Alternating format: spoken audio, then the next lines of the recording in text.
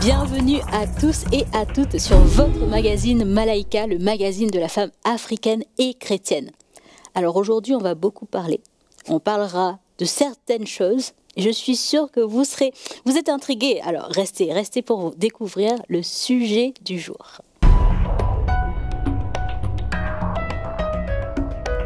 Donc voilà, le sujet du jour, on parle de nos paroles. Vos paroles, nos paroles ont-elles une influence sur notre vie? Est-ce qu'on peut déterminer le cours de notre vie par ce qu'on dit? Est-ce qu'on peut influencer, impacter la vie de quelqu'un d'autre par ses paroles? Restez avec nous pour développer ce sujet avec Maman Audrey comme d'habitude. Ah ben on va parler. Ah On va parler de paroles. Ça va être intéressant. Ça va être tout à fait intéressant aujourd'hui. Il y a tellement de mauvaise compréhension, de tradition, de manière de comprendre les choses, de perception, que c'est bon de remettre les choses à plat. C'est ça. Et les pendules à l'heure. Et le frère, on aura un invité spécial. Voilà, exactement. Et bien sûr, Maman Janine, à Kinshasa, est-ce que ça parle? Ça parle et la parole de ces femmes vaut de l'or. Ah. Donc justement, Magali, tu vas aussi nous aider à y voir un peu plus clair. Plus clair et puis aussi bien définir le sujet, parce que quand on parle de parole, on peut dire plein de choses. Hein, mais... On compte sur toi, Magali. Voilà, tout à fait. Comptez sur moi pour bien vous expliquer le sujet. Ok, on reste en suspens. Voilà. Super. Et justement, Maman Audrey, aujourd'hui, on va parler de paroles avec un invité spécial, Papa Mickey, qui est venu avec une autre parole dans les mains. Papa Mickey, merci beaucoup d'être avec nous pour développer ce sujet. C'est un plaisir. On est là en famille, on partage des choses précieuses pour l'Église, donc c'est merveilleux. Amen, amen, amen. Merci en tout cas d'être avec nous. Et nous allons voir pour aujourd'hui quelle est l'influence. Est-ce qu'il y a une influence à nos paroles, que ce soit spirituel, que ce soit dans le naturel? Est-ce qu'on peut bénir, maudire, comme certains diraient, par nos paroles? Restez avec nous. Mais avant tout, on va passer la parole à Magali. Voilà, Magali, inspire-nous. Oui, Nadège, eh bien, écoute, est-ce que les paroles que nous prononçons ont-elles un pouvoir réel sur notre vie? Alors, c'est une question, en fait, qui traverse aussi bien la psychologie moderne dans le monde séculier que la foi chrétienne, en fait, parce que même en psychologie, les psychologues vont aider les personnes à interpréter les paroles qu'elles reçoivent. Et dans la Bible, eh bien, les paroles sont souvent décrites comme porteuses de vie ou de mort. En tout cas, c'est ce que j'ai pu lire.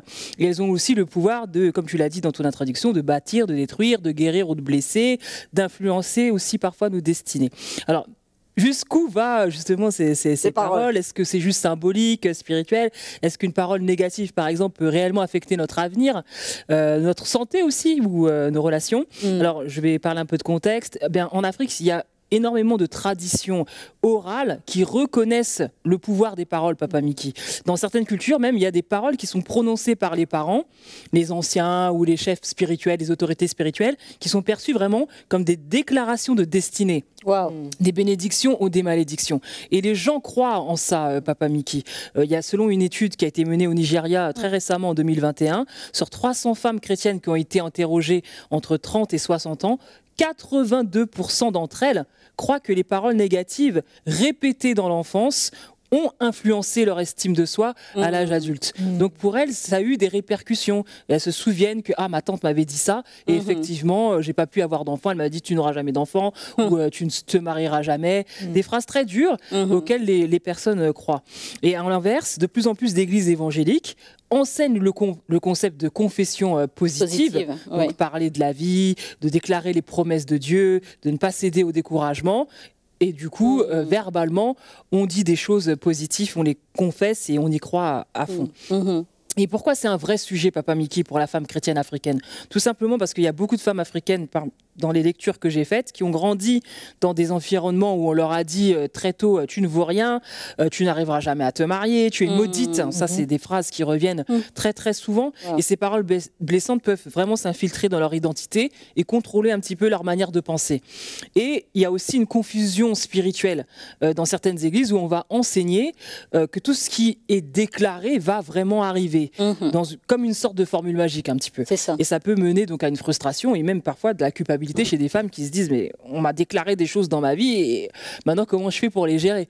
Donc c'est un petit peu ce que j'ai pu lire et je pense que c'est bien de pouvoir éclaircir un petit peu tout ça et que les gens qui sont dans une emprise de paroles qui étaient malveillantes puissent s'en sortir. Ah, très bien, très bien, très bien. On prépare les questions pour tout à l'heure avec ce retour que tu nous fais. Et justement, Mama Janine, qu'en est-il à Kinshasa? Est-ce que les paroles ont une influence à Kinshasa? Mais à Kinshasa, Nadège, ça va même beaucoup plus loin que ce que dit Magali. Maman Audrey, il faut savoir que les personnes, quand elles donnent des noms à leurs enfants, elles vont carrément, c'est plus des prénoms classiques qu'on va donner. Les prénoms aujourd'hui qu'on trouve à Kinshasa, c'est des jeunes filles qui s'appellent Belle Vie. Pourquoi? Parce que les parents veulent déclarer qu'elles auront leur progéniture une belle vie. On trouve comme prénom aussi Plamédie, ça veut dire le plan merveilleux de Dieu. Donc, Plamédie, il y a beaucoup de jeunes filles qui s'appellent Plamédie. Oui. Plamédie. Plan merveilleux de Dieu. Beaucoup de jeunes filles s'appellent comme ça. Grady aussi, la grâce de Dieu. Donc les prénoms, on n'a plus les prénoms classiques, mais on a ce genre de... Léon et Jeannine. Voilà, c'est plus des Janine, des Magali, des Nadège, des Audrey. C'est des Plamédie, des Grady, des héritiers, parce que héritiers.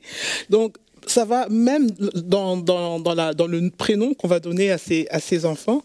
Et c'est un peu du style de l'Ancien Testament. C'est ça. Où tous les enfants de Jacob, ils avaient tous une signification à leur nom. Voilà. Mais c'est vraiment dans le but de prononcer des paroles qui vont influencer le destin aussi de ces enfants-là par rapport à le prénom qu'on va leur donner.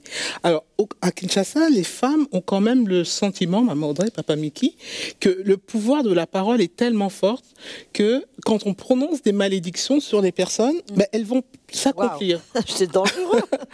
Quand on prononce ces bénédictions, ça s'accomplit pas. Mais quand on dit des mauvaises paroles, on maudit, alors là, on va vraiment voir les choses s'accomplir à telle enseigne qu'elle se pose la question, mais pourquoi les paroles mauvaises s'accomplissent dans la vie des chrétiennes, alors que les bénédictions prononcées ne font rien? Est-ce que c'est parce que c'est dit avec émotion, avec le cœur, alors que les bénédictions sont prononcées plutôt de façon machinale? Donc il y a vraiment une croyance que la parole va influencer la vie de la personne à qui on prononce cette parole. Et j'ai un témoignage d'une dame qui était dans nos ateliers pour préparer cette émission, qui m'a dit qu'elle avait elle a 3 enfants, dont 2 qui sont chrétiennes comme elle, mais le 3e est plutôt dans le monde avec des mauvaises fréquentations, à telle enseigne qu'un jour elle est partie voir les amis de son enfant en leur disant attention, si vous continuez à influencer mon enfant de la mauvaise manière, 3 jours ne vont pas passer et il va vous arriver quelque chose. Et elle a tourné les talons, elle est repartie. Et 2 ou 3 jours après, ses amis ont été renversés par un camion.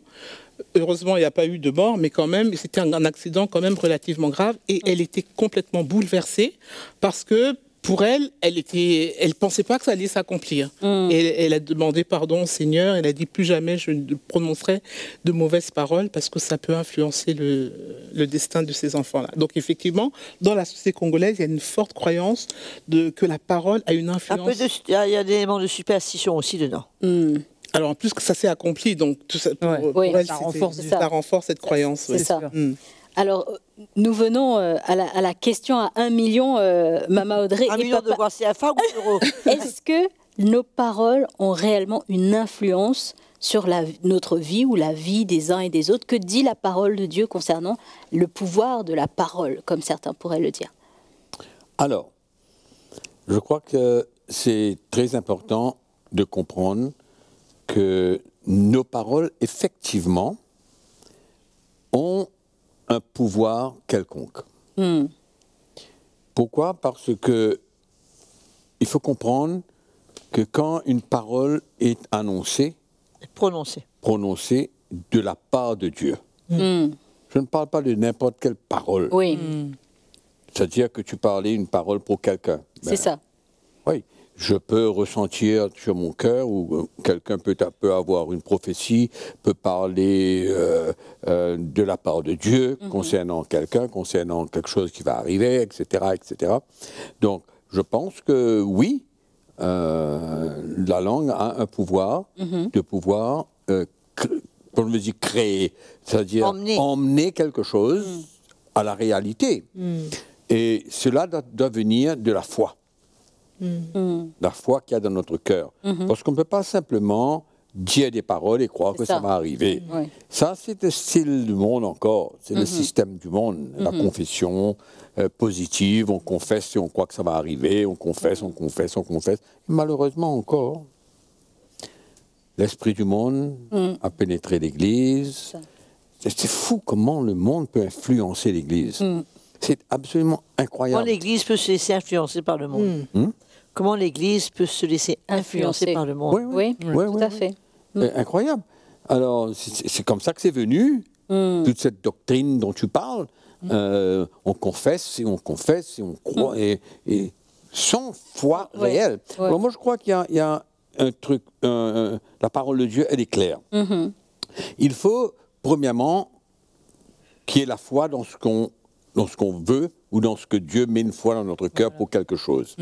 Et c'est cette foi-là qui va nous emmener à confesser la chose. Mais entre la foi et la confession, il faut réaliser qu'il faut que notre foi soit dans le plan et la volonté de Dieu. On ne peut pas demander les choses simplement comme ça. Il faut avoir la foi dans quelque chose qui vient de la part du Seigneur. Et à ce moment-là, c'est absolument normal qu'on puisse confesser la chose. Parce que cette confession, elle vient d'une foi. C'est comme le salut. Oui. Tu confesses de ta bouche le Seigneur Jésus, tu seras sauvé. Mais avant de confesser, je ne confesse pas simplement. J'ai une foi dans mon cœur en ce qui concerne le Seigneur, son œuvre à la croix, en ce qu'il est, qui il est. J'ai cette foi-là. Et alors, je peux confesser la réalité, parce que ça devient une réalité. La foi que j'ai dans mon cœur devient une réalité. Mais ce n'est pas simplement des paroles qui sortent de n'importe où, parce que je veux une Bible, donc je veux commencer à confesser, oui, j'aurai une Bible, j'aurai une Bible, etc. Tout ça, c'est un mélange extraordinaire. Alors, c'est très dangereux pour l'Église, très dangereux pour les chrétiens, parce qu'ils sont trompés et ils sont déçus. Ça, c'est sûr. Parce qu'ils confessent certaines choses et ça n'arrive jamais. C'est ça. Ça n'arrive jamais parce qu'il n'y a pas une foi, il n'y a pas cette foi que Dieu a mis dans notre cœur et qu'est-ce que Dieu veut pour nous. Et ça devient quelque chose de clair. C'est pourquoi Paul dit dans son deuxième épître aux Corinthiens, il parle, il dit « j'ai parlé, j'ai cru, c'est pourquoi j'ai parlé ». Ah, j'ai cru avant. J'ai cru, c'est pourquoi j'ai parlé. Il ne va pas parler sans la foi. À ce moment-là, là, on vient dans le style du monde. Là, on vient juste déclarer des paroles. Juste déclarer n'importe quoi. Surtout que la technique de la confession positive, c'est exactement l'inverse. C'est je confesse. Et à force de confesser, je vais avoir la foi. C'est ça. Et c'est comme ça que ça va se passer. C'est totalement l'inverse de ce que le Seigneur nous enseigne dans sa parole. Et quelquefois, c'est même pas l'inverse. C'est juste confesser. C'est une technique. Dire que ça va arriver. C'est ça. Et je crois que c'est quand même important de savoir que c'est seulement le Seigneur quand même qui peut parler, ça crée. La Bible dit... Dieu a parlé et ça a existé. Il a parlé et ça a existé. Il a dit, la chose arrive. Il ne faut pas se prendre pour les petits dieux non plus. Et en même temps, ce n'est pas toutes les idées qui nous passent par la tête qu'on peut confesser, qu'on va croire que ça va arriver. C'est ça. Mais il y a quand même une direction du Seigneur. Il y a quelque chose d'important qui peut se passer où le Seigneur nous conduit à dire quelque chose dans une situation et avec la foi dans notre cœur. Bien sûr. Mais la confession positive, c'est une grande tromperie. Puisque ça fait croire aux gens, ça leur donne une idée d'un pouvoir qu'ils ont. C'est ça. Des petits dieux qui sont sur la terre et qui peuvent là faire se passer des choses en confessant et à force de confesser et ils passent leur vie à confesser quoi. Et, comme Mickey disait, et bien souvent rien ne se passe. C'est ça. Donc et justement, Dieu met des choses dans notre cœur. Voilà, c'est ça. Quand Dieu met des désirs dans notre cœur, et la foi est accompagnée par une foi. C'est ça. Parce que c'est le Seigneur qui a emmené. Et quand le Seigneur a emmené, il y a la foi dans notre cœur, et alors c'est normal qu'on puisse dans notre prière, déclarer, confesser, remercier Dieu pour la chose, parce que ça vient du Seigneur. Exactement. Et parfois, tu sais, on peut parler à quelqu'un dans une conversation normale, et subitement, on dit quelque chose, Oui, sans même réaliser ce qu'on a dit, c'est une manifestation du et don on de ne l'esprit. réalise pas combien cette parole crée dans la foi, dans la personne de cette personne-là, et qui a un résultat extraordinaire. Et c'est pas quelque chose de calculé d'avance. C'est ça. C'est pas quand cette personne va venir, je vais trouver un vais lui moyen dire pour lui dire ça. ouais. C'est pas du tout ça. Mais c'est vrai que ce soit peut-être dans l'église, une parole dans une prédication, ça peut être, mais c'est vrai que les paroles ont quand même Alors, un effet. Oui. c'est ça, c'est ça. Et Oui, la Bible Magali- parle du pouvoir de la langue. Exactement. Magali parlait de quelque chose, comment les enfants en Afrique, quand les femmes en Afrique, on dit 60% de celles qui ont été Ouais. interviewées, on Tout à dit fait. qu'elles ont été influencées. Mais Elle c'est pense que sûr. les paroles négatives qui ont C'est été sûr. répétées dans Si j'ai l'enfance. grandi pour me dire, écoute, Ouais. tu es nul, tu es comme ta grand-mère, tu vas jamais rien faire de bon dans ta vie, tu ressembles à Cendrillon, et tu es grosse. Ouais, et puis ça vient d'une autorité. C'est ça, C'est ça. c'est ça. Finalement, je finis par croire Par y ce qu'on a croire. dit à mon sujet. Bah oui. Et ça me bloque pour le reste de ma vie. Il faut faire très attention à ce qu'on dit aux enfants. Ça a un effet psychologique C'est ça, Exactement. c'est ça. dans la vie C'est ça. de ces enfants qui grandissent et qui n'entendent que des Tout à choses fait, négatives. tout à fait. Et à l'école, très souvent, dans les écoles du monde, où les chrétiens vont, les professeurs font des déclarations Ah oui, oui. très Ahurissant. négatives chez Ah les oui, enfants. oui. Et quand ça vient de professeur, ça a énormément de poids pour un enfant. Ah, toi, tu es paresseux comme ton papa, toi, tu ne feras jamais rien comme ton frère, toi, tu seras... et souvent des paroles de frustration Exactement. qui peuvent non seulement blesser, mais marquer, C'est ça. marquer ses enfants. La question qu'on se pose, Oui. excuse-moi, Oui, oui. à quoi sert une parole négative? Ah. À des- À quoi sert J'allais en arriver justement à là. Vas-y. Parce que souvent, quand on entend ce que même Mama Janine disait, la parole positive, ou en tout cas la bénédiction qui est prononcée, parfois ça n'arrivait pas. Mais par contre, ce qui était négatif, ça arrivait parce que finalement, il y a une peur de la malédiction qui est prononcée, qui est annoncée sur la vie d'un tel ou une telle.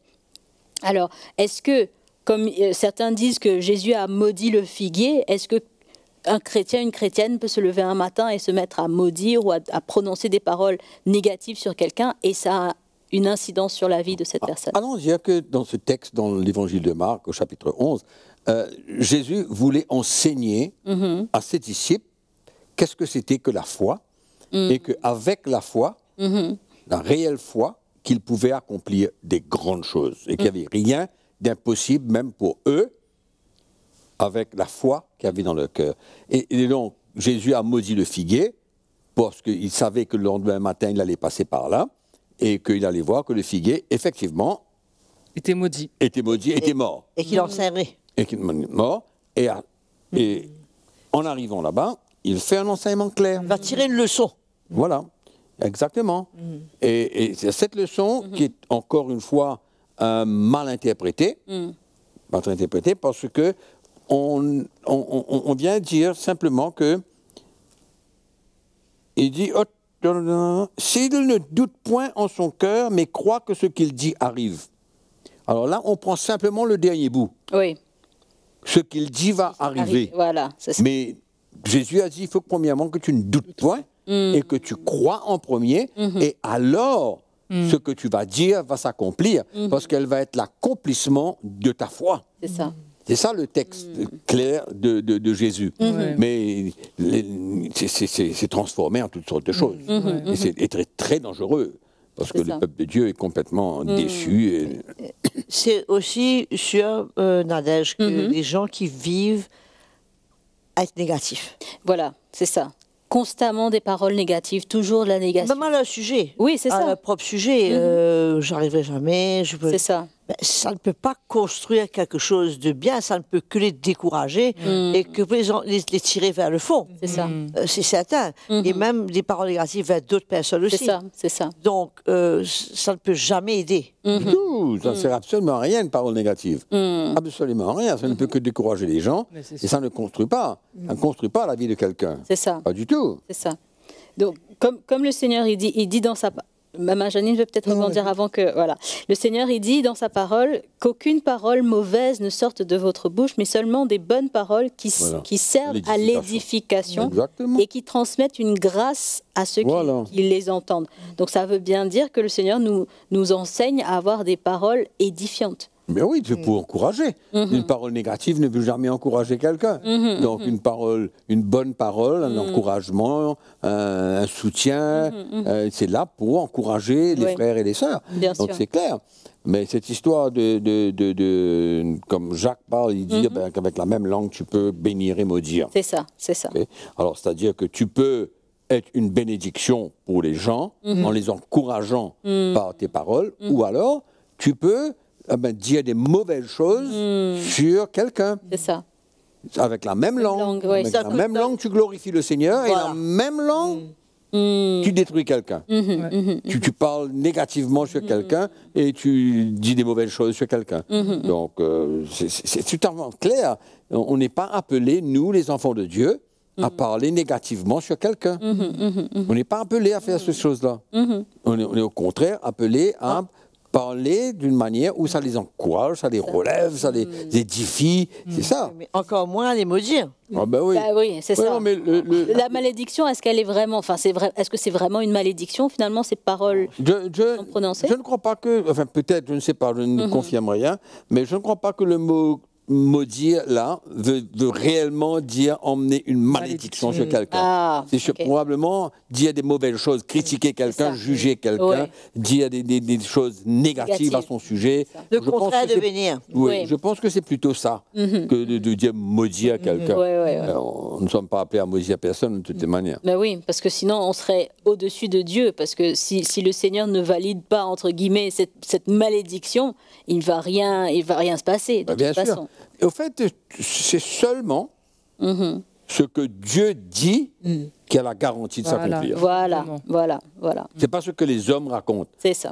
C'est-à-dire, nous, on peut dire des choses, comme la confession positive, comme cette chose qui est rentrée dans l'Église. On peut dire des choses, mais ça n'y a aucune... Ça n'a rien. Ça n'a rien. Seulement ce que Dieu dit et déclare a l'assurance de s'accomplir. Seulement ce que Dieu dit.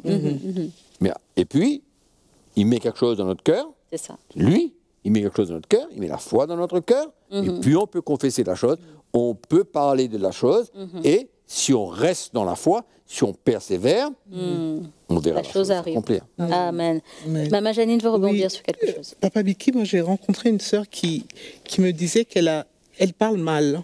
Elle a des paroles qui sont mauvaises, c'est-à-dire que elle a eu dans sa famille des personnes qui lui ont mal parlé. Elle est venue au Seigneur, elle a donné sa vie et elle est née de nouveau, mais elle ressent cette influence qui la gêne aujourd'hui parce qu'elle est toujours prompte à donner des mauvaises paroles et à blesser. Parce qu'elle a toujours été dans un environnement où il y avait des conflits, des mauvaises paroles, et comme si elle n'arrive pas à s'en débarrasser aujourd'hui, et elle en souffre véritablement parce qu'elle fait souffrir d'autres personnes, et elle se demande comment elle peut sortir de cet engrenage d'influence de mauvaises paroles qu'elle-même fait subir aux autres. Ah ben écoute, là c'est une question de premièrement, sa relation avec le Seigneur. Une relation propre, une relation claire avec le Seigneur. Et ensuite, le Seigneur, il va la libérer. Il va la libérer de cette situation-là. Elle ne va pas rester comme ça toute sa vie. Alors, si elle est sincère avec le Seigneur, et puis le Seigneur va la libérer. Il n'y a aucune raison que le Seigneur ne la libérera pas dedans. Bien sûr. Si son cœur est clair. Je crois que... Qu'elle relâche tout. Là, quand même, où elle peut commencer, quand même, si elle est vraiment consciente d'avoir blessé quelqu'un, c'est de s'excuser.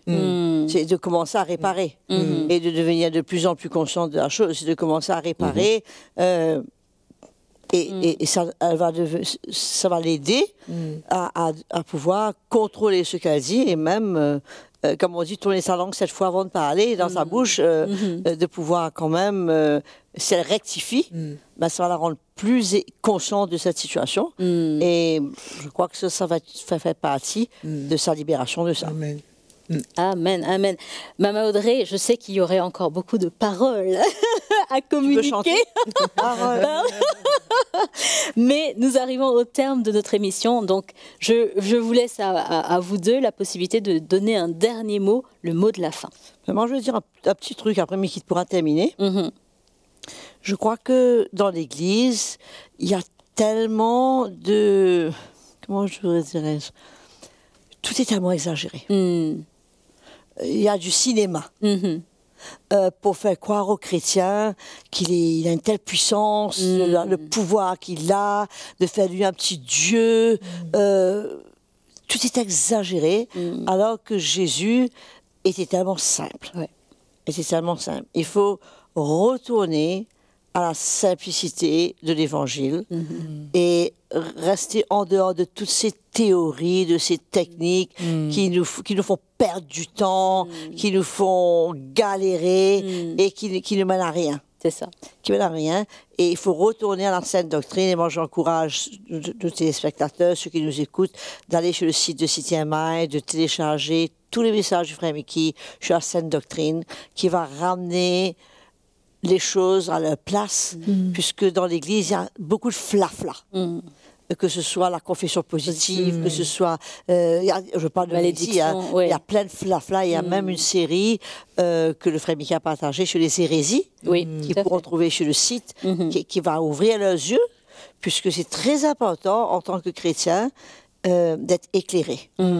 Et qu'on ne vit pas des tromperies et des histoires et des choses inventées par l'homme, et que notre vie et tout ce qu'on fait soit basé sur la parole de Dieu, et comme ça on ne perd pas notre temps à tourner en rond, et que notre vie compte pour quelque chose. Exact. À toi le reste, Miki? Oui. Moi je vais juste ajouter quelque chose à ce que Janine a dit. C'est cette sœur, par exemple. Moi je pense que l'Esprit du Seigneur veut construire en nous, de ce que la parole de Dieu nous enseigne, le fruit de l'Esprit. Et un des fruits de l'Esprit que je vois et que je réalise, qui est vraiment, on va dire, pas manquant, mais qui se manifeste de moins peut-être que beaucoup d'autres, c'est la maîtrise de soi. Difficile. La maîtrise de soi. C'est-à-dire que souvent on veut parler, souvent on veut dire une affaire, souvent on a une tendance à parler, peut-être négativement ou quoi, mais une maîtrise de soi-même. C'est ça, ça fait partie de la croix que nous avons besoin de prendre, la croix du chrétien, c'est-à-dire de se maîtriser et de mourir à ce désir qui veut communiquer, parler et dire des mauvaises choses, comme cette sœur, qui, c'est un problème qu'elle a. Mais moi, je pense que cette relation, je parle toujours de cette relation avec le Seigneur, qui va emmener l'Esprit du Seigneur à construire en nous qui Jésus est finalement. C'est ce fruit de l'Esprit, la maîtrise de soi. Parce qu'on peut aller dans toutes les directions. Alors, peut-être que ça aiderait la sœur à trouver une paix et relâcher toute cette histoire-là. Voilà. Merci en tout cas, merci beaucoup Maman Audrey, merci Papa Miki et bien sûr Maman Janine et Magali. Donc vous avez entendu beaucoup de paroles aujourd'hui et nous savons que le Seigneur qui nous dit que celui qui préserve sa langue est un homme parfait. Alors aspirons à cette perfection que le Seigneur peut nous accorder par sa grâce. Nous espérons que vous avez été bénis et nous vous invitons à rester sur Malaika parce qu'il y a d'autres sujets tout aussi hauts en couleur qui vous attendent.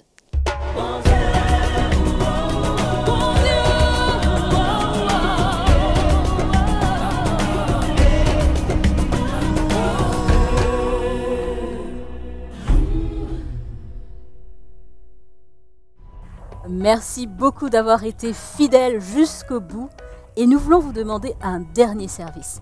Si vous avez été bénis par ce programme, nous vous invitons vraiment à le partager autour de vous.